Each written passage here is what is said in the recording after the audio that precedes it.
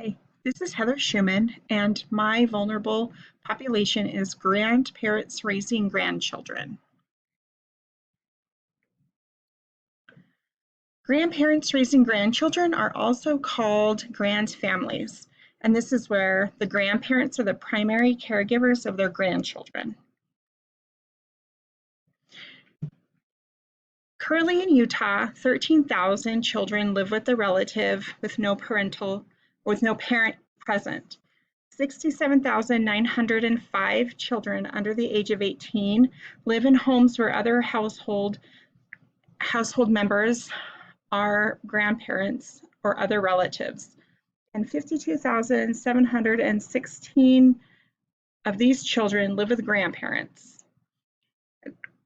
According to the United States Census Bureau, in 2019, the state with the highest population of over 30 and raising their grandchildren are Mississippi, Arkansas, Louisiana, Alabama, and Kentucky, with the U.S. average at 1.4%. Utah percentage of grandparents raising grandchildren is less than the U.S. average, but not among the lowest 5 states. The states with the highest percentage of grandparents raising grandchildren are in the South. There is a correlation between grandparents raising grandchildren and the amount of opioid prescribing rates for those states. The South has the highest opioid prescribing rates in the United States. As far as the opioid prescribing rates, Utah is among the higher middle tier at 66.9% to 80.55% of 100 people being prescribed opioids in the United States.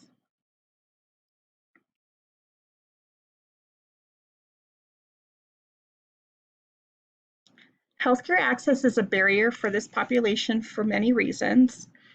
Children who are in the care of their grandparents often have more physical, behavioral, and emotional problems than the general population of children due to the circumstances that led them to being in the care of their grandparents.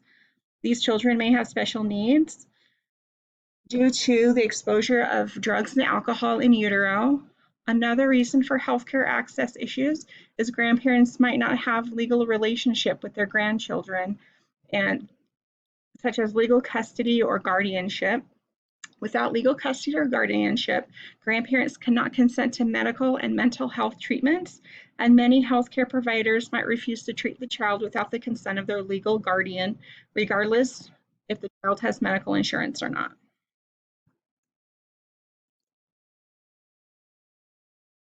Psychosocial is a specific concern for the grandparents. The custodial grandparents might experience some limited social support from their cohorts in their age group and might struggle with a lack of respite care, legal advocacy, and community resources. And they might just not be aware of the resources that are in the community that's available to them. So the health problem that I kind of walked through for the root cause analysis is healthcare access. And my questions I asked myself was, why is there health disparity for this population? And grandparents might not have legal custody or guardianship over their grandchildren, therefore they might not have access to healthcare for them. Also, why don't the grandparents have legal custody of their grandchildren that they are caring for? And the answer is oftentimes the grandparents have a difficult time finding an affordable lawyer, and they might not want to go through the expense, the delay, and trauma of suing the birth parents for legal relationship of their grandchildren. Another question was, why can't the grandparents seek a less permanent option than adoption? And even to obtain a less permanent option than adoption, the grandparents and birth parents must go to court. And the U.S. Supreme Court has long founded that parents have the fundamental right to make the decisions concerning their children's care, custody, and control. And because of this, the grandparents would have to prove that the parents are unfit. And then why can't they be awarded custody? And it's not that they can't, it's just a long and expensive legal battle. And where the first step is proving that the parents are unfit, which might not ring true in court. Not really sure 100%. They didn't go into that in my the research I found. But so the root cause that I found is grandchildren face healthcare access issues because it's a long and expensive legal battle for grandparents to gain legal custody or guardianship over their grandchildren. And then the Maslow's hierarchy of needs, I kind of, in doing research, thought that the psychosocial and safety would be the ones that would not be met, because if those two bottom tiers aren't met, then the other tiers just become secondary, and they aren't that important. So economically, this population suffers because the grandparents might use their whole retirement to raise their grandchildren, and then they also typically have poor economic outcomes. And also some of the questions that I had to fit in somewhere were that I think the function level of this population is good, that the government has programs out there that can help the grandparents if they are in need of financial assistance, such as TANF, which is Temporary Aid for Needy Families. There are foster care payments available, adoption assistance, subsidized guardianship, and Social Security survivors and disability benefits if they are raising their grandchildren because the parents had passed away. And then there's also the supplemental security income. I also think that the health outcomes are good for this population if the grandparents can get the grandchildren health insurance or some subsidized health insurance for the children. Another issue that surrounds the health outcomes that I already talked about, which were the legal rights for the grandparents to be able to consent to medical care for these children. And some communicable diseases or infections that I kind of looked through were just the normal ones that people get or kids can catch in school: flu, pertussis. So yeah, the grandparents would be exposed to these types of communicable diseases or infections from the children in school. But this is recommended by the CDC for them to get the flu and the Tdap, specifically the Tdap for the pertussis. And then, of course, just for the grandparents to be, and the children themselves to be fully vaccinated. And some non-communicable diseases or infections. I just, through the research, just thought mental health.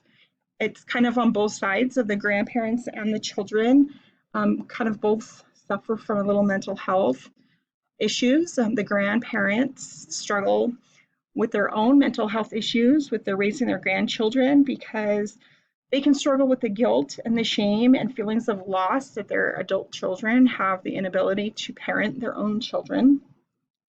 And this can cause mental health issues for the grandparents. The grandparents also can suffer from isolation and depression, and they may not want their peers to know what is going on and why they're raising their grandchildren or that they're raising their grandchildren.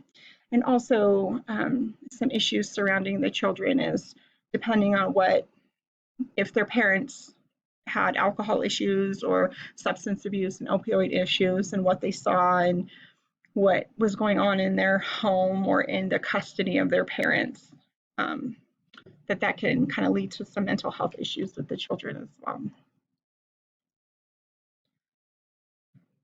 And then so the self-harm and self-care, I found that there could be a lack of self-care. In the research I found, they had compared the children living with their grandparents are in a little poor health than the children that are living with their biological married parents. So they're comparing um, those two populations: children who's living with their married biological parents versus children who are living with grandparents. So the children living with grandparents would have a little bit more of a poorer health outcome. And this is because the behavior of the grandparents can mitigate some poor health outcomes for the grandchildren. And also, if the grandchildren experience positive outcomes through their grandparents utilizing social services, then that could actually be in more favor for them to have better outcomes. But a lot of the grandparents don't know what social services are available to them, so they don't actually, um, a lot of them don't utilize those services. Then risk to self or others. Many children who are living with their grandparents are because their parents have substance and or alcohol abuse issues. So this could also, um, it could spill over into the kids, depending on how old they were when they started living with their parents. They could, start using and abusing drugs and alcohol themselves, or if the mother had used it when she was pregnant with the child. Um, Children living with grandparents rather than other non-relatives, such as foster families, actually have a better outcome in mitigating the use of opioids and alcohol. So that's a plus for the children living with their grandparents. And there are many resources for grandparents to help in these situations to raise their grandchildren and to get them, again, the resources that they need and to help overcome any of the adverse childhood memories that they might have had when they were living with their parents who were abusing drugs and alcohol. And that concludes my presentation.